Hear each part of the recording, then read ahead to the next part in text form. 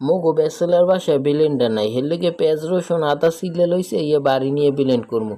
এতুরি পেঁয়াজ রসুন আদা এত পাড়ায় বাড়া সম্ভব না, সম্ভব হইলেও মেলা কষ্ট। হের লিগে মুই বাড়ি লই যেতেছি, লগে নিতে আছি গরম মশলা। তাই মুই প্রথমেই রিক্সায় চড়ে এরপর লঞ্চ ঘাটের দিকে যাইতেছি। এখন যেহেতু বিয়ালে বাইরেছি, হের লিগে এখন বিয়ালে তো আর লঞ্চ নাই, এখন যাওয়া লাগবে গাড়িতে। আর দুপুরে কালে বা সকালে গেলে লঞ্চে যাওয়া যায়। তাই মুই গাড়িতে চড়ে যাইতে আছি, রিক্সায় লঞ্চ ঘাটে হ্যান দিয়ে আবার বাসে গেছি।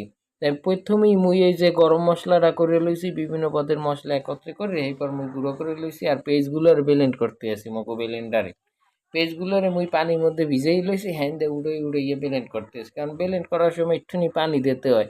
আর পেস্ট পুস যদি একটু ভিজেই এলাম তাইলে আর পানি আলাদা দেওয়া লাগে না। তাই মুই ব্লেন্ডারের মধ্যে পেস্টগুলোরে দিয়ে এবার সুন্দর করে ঢাকিয়ে এখন মুই ব্লেন্ড করা শুরু করে দেবো। তাই ব্যাচেলার বাসায় ব্লেন্ডারে কিন্তু ম্যাক্সিমাম বাসায় থাকে না। মোগো রুমে যেহেতু ফ্রিজ আছে, এর লেগে ভাবলাম তাইলে বাড়িতে যদি ব্লেন্ড করে আনি তাহলে তো মোগো বাড়াবাড়ি কষ্ট লাগে না। আর যেহেতু প্রত্যেক দিন লাগে মোগো, এর লেগে বাড়িতে ব্লেন্ড করে ফ্রিজে এনে থুয়ে দিই, প্রত্যেকদিন নামাই এরপর মাছ মাংস যায় রান্ধি।